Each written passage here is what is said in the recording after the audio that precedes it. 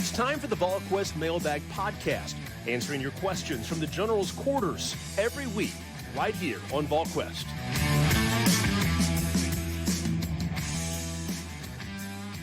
Good Thursday, everyone. Welcome to the Volquest.com Mailbag Podcast, presented by our good friends at Smoky Mountain Organics with Austin Price and Rob Lewis. I'm Brent Hubbs. Don't forget about Smoky Mountain Organics. You can visit them online at SmokyMountainOrganics.com, or you can visit in person one of their 4 locations in East Tennessee, 3 in Sevier County, including Pigeon Forge and Gatlinburg, and their newest location in Knoxville at 8018 Kingston Pike. It's just across from Trader Joe's on Kingston Pike. It is the mailbag edition of the podcast, which means we dive into your questions and we jump right into the hoops world with our first question, Rob.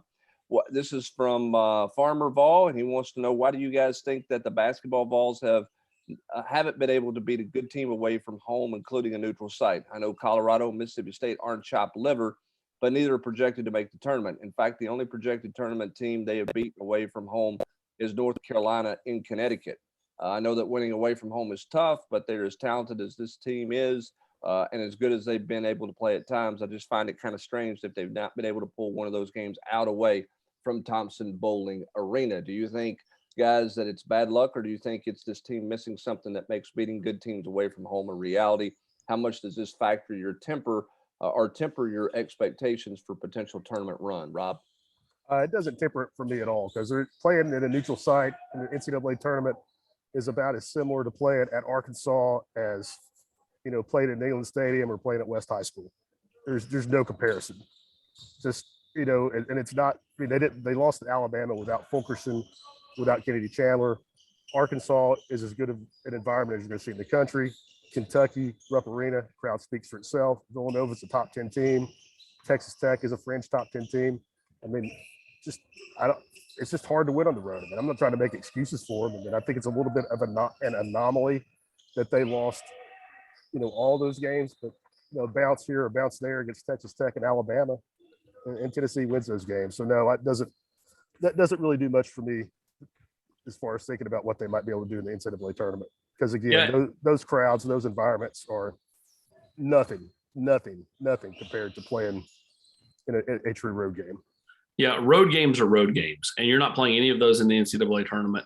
And as for any neutral site losses they have this year, those were before this team kind of found its identity. Like there was no identity back when they were playing early in the year. Ziegler wasn't Ziegler.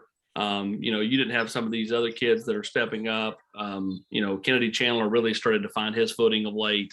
Not that he played bad early in the year because he had the 30-point game at Colorado, but I'm just saying, like, he's a lot more consistent of a player, it seems like, especially defensively, than he was earlier in the year, because of the way they've played in the SEC play with he and Ziegler leading the conference in steals. So I think it's different because you're weighing all these losses on the road of late instead of what will be neutral site games. And they haven't lost to any dogs on the road. I mean, they don't have a bad loss. Every road loss they have is to a ranked team, a quad one loss. I mean, Kentucky lost their toughest road game at Auburn. They lost at LSU. They lost a neutral court game to Duke. Auburn needed a fortuitous block charge call to win in the last second at Georgia. They almost got beat at Missouri. They lost at Florida. They lost at Arkansas like Tennessee did. So, I mean, it's, again, winning on the road in college basketball is just flat out hard against good teams in packed houses.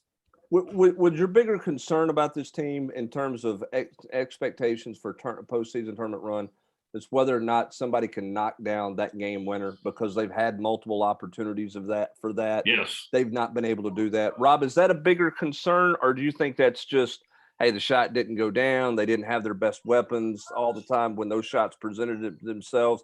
Or do you still worry about this team, who's the go-to guy if there's 20 seconds left on the clock and you're down 1 in a tournament game? No, I don't worry about that. I give Kennedy Chandler the ball and tell him to make a play, and maybe that play is to Santiago Vescovi in the corner. If Kennedy is driving the lane or Sonny is taking a mildly contested 23-footer, I'll live with that all day long. My biggest concern, I mean, you didn't mention it, is by far who can score 10 points that plays the 4 or 5 position for Tennessee. All right, on to the next question we go. Deshaun 13 wants to know, how big is this next class for the rebuild? The last 2 classes have been small. Obviously, he's talking about football here, Austin. we totally expect this to be a full class for Tennessee. Now, they may save some spots for transfers. We'll see how that goes. But from a restriction standpoint, everything else, they should be at 85 and 25, right? Yeah, and they'll be, I fully expect Tennessee too to be way more active in that December, January portal push than they were this year, because they just couldn't be, because they were trying to get all this crap behind them. So yeah, I mean, I expect Tennessee to have a full class and to be very active at along the line of scrimmage with offensive linemen, defensive linemen. They got to figure out who their quarterback's going to be. But again, I think because of the transfer portal, if you come up short at a position, or like, let's say, you don't find the quarterback you really truly want, you can always go to the portal route. You look around college football or college basketball for that matter. I mean, how many guys, are on some of those good SEC teams that transferred in from other places? I just think that's modern day college sports. And so you've got to be very active, going forward. Tennessee will have to be very active coming out of spring practice with the portal. Rob, is the transfer portal in basketball more impactful than the transfer portal in football, just because you're dealing with smaller numbers? I think totally. And I would say, just like you did, it's smaller numbers, because I mean, it's always been this way. It's a sport where one guy can make all the difference. Where even if you get the great quarterback, I mean, don't get me wrong, we all are on the same page of how important the quarterback position is. It's not the same, because you still have 20. I mean, not just 22 other guys, but you got to have 40 other guys, to really be an elite team. I mean, in basketball, that one guy can make an enormous difference. And if you just look at the top 4 teams in the SEC, I mean, Kentucky's got 2 transfers starting at least, and I might be missing somebody. Grady and Shweway. I think Arkansas has 3, maybe 4 transfers starting. Auburn is, I know the guard Johnson is a transfer. They got another dude. Auburn has all 3 of the top 4 besides Tennessee have multiple starters that were transfers. Yeah, and they've been able to make chemistry work. They've done it at a lot of places around the country as well. You look at Texas and some of those teams that have got 4 or 5 transfers that are making impacts for them. So credit to them for being able to manage the locker room with that many new faces. I know no one cares about what I'm about to talk about, like in the grand scheme of things, but like, cause we're always talking about like the Lakeway school, the Lakeway private school.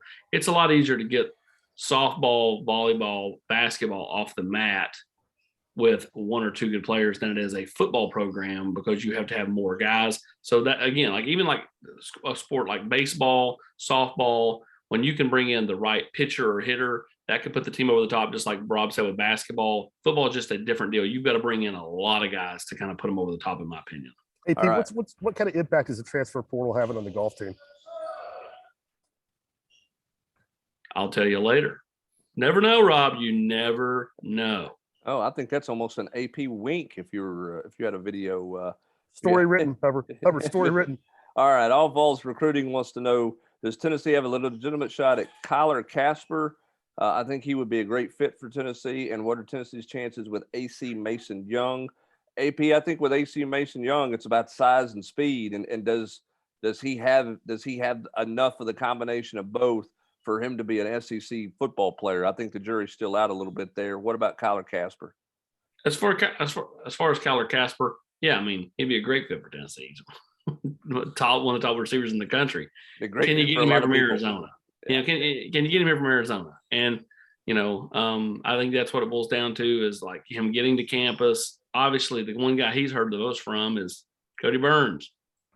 Cody Burns is not here anymore, and so who does Tennessee hire? Does that coach have any kind of relationship with Kyler Casper, or are you starting from ground zero? And if you're starting from ground zero, it just makes it hard. It's like, can you hire somebody that, at least has talked to Carnell Tate before? Because otherwise, I just think it makes it hard, because, Carnell Tate has good relationships with Ohio State, Notre Dame, so on and so forth. And he had great relationships here. But, the one guy he was talking most to was Cody Burns. He's now gone. Do you agree with me on AC Mason Young? Yes. He did not run well enough, nor was big enough at camp last summer. Not to say he can't grow or get faster, but he's not to a point where, like, Tennessee's going to be all hot and bothered and going down that road right now. Back to hoops we go. Big Orange 17-10. Rob, what are the chances the Vols end up in Greenville for the first and second round? Does the NCAA still try to keep the top 3-4 seeds a little closer to home? That is the only nearby venue unless you count Indianapolis. Yeah, I don't know what the chances are, Herbert, but I hope they're great.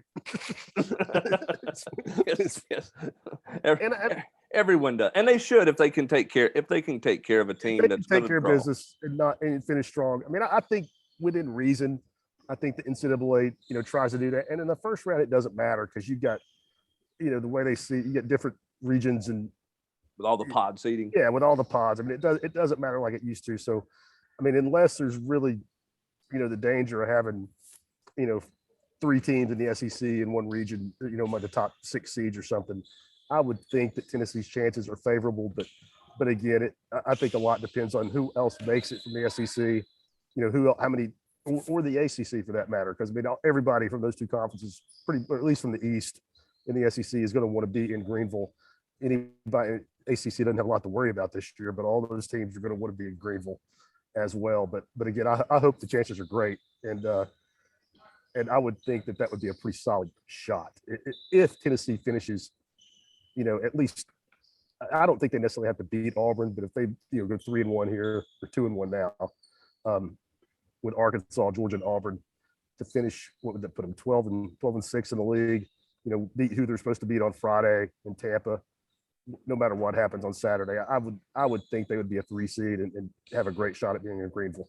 Rob, if they end up in Greenville, you let me know. I'll get you in at the Howard Johnson's in Mossheim, and I'll come up and take you to dinner or a lunch at Yoder's there right off the Bulls Gap. AP, unfortunately, they're not going to be playing at Hal Hennard in Greenville. It's Greenville, South Carolina.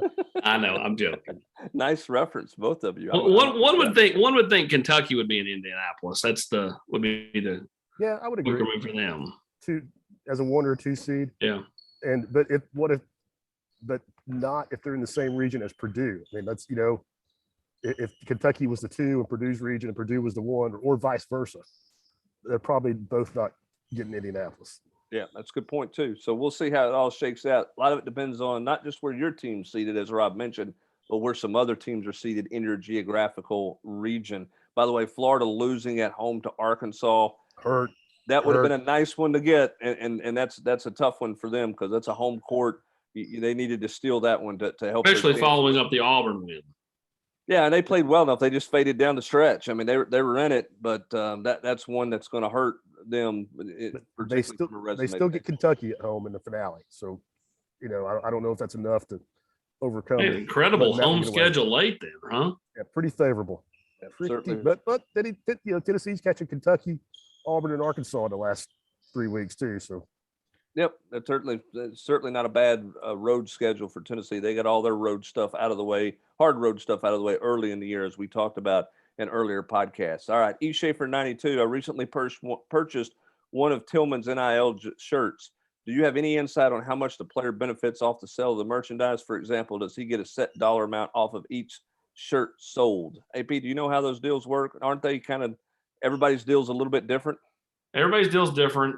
And then, but yeah, they're also kind of standard too. Like they're not set in stone amount, so they can be different, but they're pretty standard. Yeah, it's just kind of a set amount that each kid gets. It's not by buying; it's just whatever the one shirt is. You get for every shirt you sell, you get X amount off of that shirt. So, yeah, I don't think any kids are getting rich off T-shirt sales, but I do think they get some coin in their pocket, which is a positive. I thought it was interesting. Michael W. Smith, who's worked for forever in a bunch of different locations covering the SEC, works for the Sports Business Journal. He had a story out earlier this week that the NCAA committees are going to have meetings and they're going to address concerns and talk about concerns with NIL. And the NCAA brass has said, this is not what we expected it to be when it went into effect in July 1. What did you expect it to be? I mean, the fact that people are in position of power that make comments like that show they don't need to be in positions of power. Like how dumb is that? And I was talking to an assistant coach about this very subject this morning, and Hubbard, you know as well as I do, and AP, if they cap it, say if they put a cap on what you can spend, it's right back to the old days. Yeah, we'll go back to the old way. It's just, I mean, you can't put the genie back in the bottle, and there's no need to. No, It's toothpaste back in the tube, Rob. it's Toothpaste here to stay, and it's not going to change. I don't know how you're going to control it after you've let it go the way you have for a year, but we'll see what they. Rob's right the though. research. If they put a cap on it, everybody will spend up to the cap, and then the rest will be done under the table like the old days.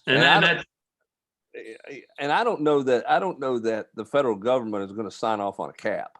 Yes, I agree with that. I think that's going to get tied up and everything else. So I just think it's the way it is, and it's going to be the way it is for a while. I mean, is there going to be a cap on what SEC can make off their next TV deal? Exactly. I mean, we're going to cap free enterprise. I don't know that a federal judge is going to sign off on that one when it's all said and done. All right, on to the next one we go. Any new names for the wide receiver coaching position? How much fun will next weekend's Junior Day be for us recruiting fanatics? We'll start with those two, AP. Well, I mean, I do think that I do think that next weekend's got the capabilities to be pretty good as far as kids coming, into town. As far as names, we put a couple of names out there on Wednesday night, Hubs, and you look at former Texas coach Andre Coleman, someone I think is at least Tennessee's got at least betting and looking into. Current Indiana coach, former Ole Miss wide receivers coach Grant Hurd is another one that I think Tennessee's at least kicked the tires with and at least had a conversation with. Yeah, I think the biggest thing for Tennessee at this point is they've been vetting out Alex Golish and Josh Heupel, been vetting out a lot of people. We'll see out of that vetting process kind of who 4 or 5 guys, 6 guys are that they really want to have conversations with. Those conversations are easier to happen now because of Zoom and how commonplace that is. So you can actually probably talk to more people than you typically would. And then we'll go see who they bring into town or who they go see for any kind of face-to-face interview. Obviously, this is Josh Heupel's hire, but I do think Alex Golish is certainly helping a good bit through the vetting process. Does losing Burns hurt with anyone other than Carnell Tate? You mentioned Casper. I mean, I think isn't it just a situation where all the receivers Tennessee's recruiting, that's who they've talked to for the most part the most right now, right? Yeah, I mean, I don't think it necessarily hurts. I think it hurts more with Carnell Tate than anybody else. Casper hasn't been here, so until he comes here, it's hard to look at Tennessee as a real threat. Right. Noah Rogers came to a game last fall. Tennessee's hoping to get him here sometime in March. And then Justin Brown, I don't think it affects him. He's an in-state kid, and I just don't think it affects him. Is it still Nico or bust at quarterback? And what do you think of the new quarterback offer they gave out last week? I do think that, right now Nico's the lead dog. Feels like, Dante Moore is drifting further and further away. Now we'll see if he gets here in the month of March. Jaden Rajada, kid from Pittsburgh, California, someone Tennessee else likes quite a bit. I think Tennessee would love to get him on campus, especially if they come out of the Nico visit feeling like, Nico is a long shot or, is not likely to come to Tennessee. All right. One more recruiting question here. How big of a recruit is Christian Conyers? Can Tennessee beat out Kentucky for him? Huge. Someone likes Tennessee a lot. The family likes Tennessee. Tennessee can beat out Kentucky. It will be tough, but, they can 100% beat out Kentucky for Christian Conyers. Here's an interesting question from iHeartBalls. Assuming most 6- and 7-figure NIL deals for football will cover multiple seasons, will we soon see situations where a head coach doesn't renew a scholarship if the player doesn't produce proportional to their NIL deal? For example, if a Dylan Bates or an O.J. Owens had gotten a 6-figure deal, would they have been allowed to stay on scholarship as non-contributors or cut so their money would be reallocated somewhere else? You don't really see kids get full-fledged cut. Normally, coaches, encourage and the kid decides to go on. But there's been a few that, have said, nah. I think Tennessee would encouraged a few, to go in back in January, and kids, knew that they didn't have to leave until May because, their scholarship's good through the end of May, and they're going to hold pat, and we'll see what happens coming out of spring. But, I do think that is, I don't know if you see that out there in the public unless a kid drags it to the public. But I don't think that's his question. I mean, I don't think the scholarship is going to be tied to the NIL. I don't think you can do Not that. at all. Yeah, because Tennessee or North Carolina or whoever has no say in that. That's Yeah, 100%. It's all about the language in these NIL deals for your prospective, collective or whoever to, set it up to where, you're not tied to a kid if he, leaves your program to go transfer somewhere else or whatever. Yeah, I mean, I think everybody's deals are a little bit different, depending on how that thing is signed up. I think this is, we just talked about it. This is not going away, but the complexity and the verbiage on all those deals, Rob, you have to think that they're going to evolve over the course of the next year or two. I mean, as situations arise, I would think that you could put some language in there, like, you get your payment, at the first of next year contingent that you are enrolled and on the roster at school X, right, or at Tennessee. I would have to think that that's part of it. Yeah, because I mean, what we talk about a coach not recruiting or not renewing a player, but what if a player was dismissed from school? What if something happened for him? He was dismissed from school or had academic issues, and wasn't renewed for that factor. Or what if they're arrested but not kicked off the team, and yeah, Pilot didn't want them doing commercials anymore? Yeah, there's a lot of verbiage there that I think these collectives are trying to finite that as much as they can to protect themselves. And obviously, as players and families of players get more savvy and get attorneys involved, there's going to be more that they're going to look for protection of themselves. So again, I think those deals and the language in those deals are going to continue to evolve as this whole NIL world continues to evolve. Sam Smith, 2233, wants to know, how does Tennessee get better in short yardage situations next year? Why did they struggle so much this year? And would you rather get the 3 seed and get LSU and Kentucky, or the 4 seed and get Bama and Auburn in the SEC tournament? Let's start with the tournament question first, Rob. I mean, LSU doesn't scare me at all right now. And I think, to me, it's really 6 of one, half dozen the other, because I think Kentucky and Auburn are right there together. I don't know that I would prefer one matchup over the other. Maybe talk to me Saturday night after I see what Tennessee and Auburn looks like. But I guess I'd probably take Kentucky, because I think Alabama is playing a lot better than LSU, even though Alabama's not playing great right now. And so I would base it more on the Alabama versus LSU than Kentucky and Auburn, because I think they're interchangeable as far as how good they are. But don't you look at Kentucky and wonder a little bit about their health too? If they're not healthy in the backcourt, they don't score as well as Auburn scores, in my opinion. Hubbard, that's a great point. I mean, if contingent upon Ty being 100%, then I view Kentucky and Auburn as equal. But I think Alabama is much more dangerous than LSU right now. I think, again, it's all how you look at it. I mean, if Tennessee beats Auburn this weekend, that means Auburn's lost 3 conference games over the last 3 weeks, which means, some teams have kind of figured them out, or couple that with it's just tough to win on the road. But here's the thing. It's all how does Tennessee play against Auburn? If they win, how do they win? If they win by 1 or 2 points, I mean, Auburn's going to have 3 conference losses by a combined handful of points, all on the road.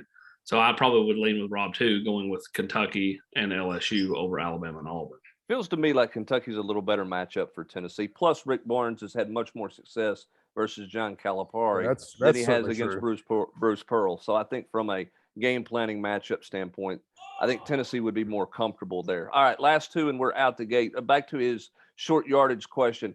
I think this goes back, Austin, to the offensive line play.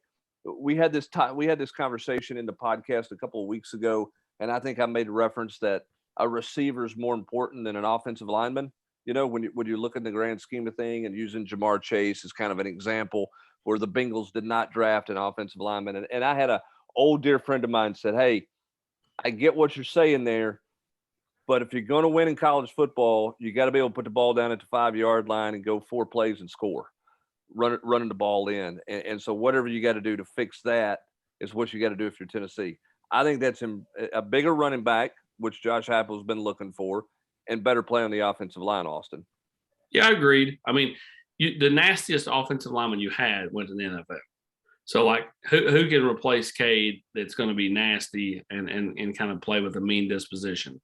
I think all that matters, because I think you kind of are where you are with Spraggs, Carvin, Darnell. I mean, I'm not sure any of those guys is just mean and nasty. I don't think that guy's on the roster. I can't disagree with that. Yeah, I think you also can, you got to be a little bit creative too, maybe more quarterback runs, in those situations. I'm not a huge fan of the shotgun in those situations, but I know that's the way it works and that's what it is. See, I would love to have said, hey, this is a perfect chance. We're going to throw Joe Milton the bone and say, use your 6'5" and 235-pound frame. But the way he shied away from contact last year, you can't put him in that position. But you'd love to say that's the perfect opportunity for him, Yeah, I agree. But Hooker runs tougher than he does. Yeah, without question. And so that's obviously a point of contention for Tennessee. They've got to get better in short yardage situations when you look at the growth and the evolution of this offense from year 1 to year 2. Does baseball, tennis, golf, and men's track all being top 20 teams help the athletic program perception much, or do you think it's more of Volquest is just desperate to have some winning programs in Knoxville, and outside of the passionate few, they're not real important with the UT's athletic perception? Also, Brent, you said Tennessee is recruiting the UCLA transfer linebacker hard. Could you share any insights on that recruitment? What type of player he is? Timeline for enrollment? Is he going to take visits, or will that come later this spring? Let's start with the first one. I think baseball is important, Rob, but because there's a brand in baseball in the SEC, so there's a little more notoriety that you get with the SEC if your baseball team is successful. I'm not saying it means you land a top 5 recruiting class, but you get some national publicity in the spring, in late spring. It certainly helped Tennessee a year ago. But for the most part, I think you said this best the other day. I mean, it's about football and basketball in the SEC, and baseball's a third. Yeah, I mean, I'm not hating on baseball. I think it's fun, especially it's the only game in town, for probably 2.5 months. I think when you're good, people really get behind it. But I mean, and again, I'm not hating on baseball. Me and my wife and kids went over there and watched them in the super regional last year. Had a great time. But Hubbard, at the end of the day, they just set a 3-day attendance record of what, 14-something thousand? 13,566. I mean, Tennessee's going to have 8,000 more people than that at a basketball game on Saturday. Yeah, it's just, it's different. It's different. Yeah, baseball's got its place, and baseball's doing well. But it's not a situation where baseball says, baseball helps you yield a lot of recruiting type deals. And they're not taking a bunch of recruits to Austin to baseball games on unofficial visits unless a kid wants to go see a baseball game. Let's talk about the UCLA transfer. AP, what do we know there? I know Tennessee's made the Final Four for him. What does that mean? Where do you think that one stands? Well, I don't think he's close to a decision. I think he wants to try to see all the schools. I talked to him last night, and he's someone that loves the resume for Rodney Garner. I think NIL, he ain't going to shy away from it if somebody wants to throw him something his way, but I don't think it's an end all be all. I think ultimately he wants to use this final year to get prepared for the NFL, and whoever can put him in the best position for that is somebody that he's going to look hard at. And so I think that ultimately that's where this comes down to, is who can sell him on being a real force in the defense that can develop him to put him in the best position to be drafted high and a good spot in the NFL. I think that's what matters. If I was going to handicap it, I would put Washington 4th out of the 4. But again, I don't think at this point he is anywhere close to naming a leader or any of that. I think those are the schools that have piqued his interest at this point. That's why they're in the top 4. Do you think he'll visit all 4? I do. I think he'd love to get to Tennessee sometime in March, he told me. Yeah. So we'll see if that happens. And we expect Tennessee to have some transfer visitors certainly in March and April, preparing for enrollment in summer if they were to be able to land some guys out there. So we'll keep track on those visitors. Final question here comes from Pine Mountain Ball. Do you know who all had all-season surgeries? Anybody going to miss spring practice? I don't know a number, Austin. I know there were several guys that were going to look at shoulders and look at things to make sure that they didn't need any work done there. I know Jeremy Banks was dealing with the shoulder. Tyler Barron has been dealing with the shoulder a little bit. Miles Tyler Campbell, had surgery, but I think he's going to be back for spring. Miles Campbell had a little shoulder injury that he was dealing with. Is Turnage going to be back for spring? That's one that I don't know the answer to. Yeah, We know had surgery back at the 1st of December. Yeah, I don't know who all is going to be back and who all is going to be out. I think there will be some guys that they'll be cautious with, and there will be some. The late start helps. Guys. It does help.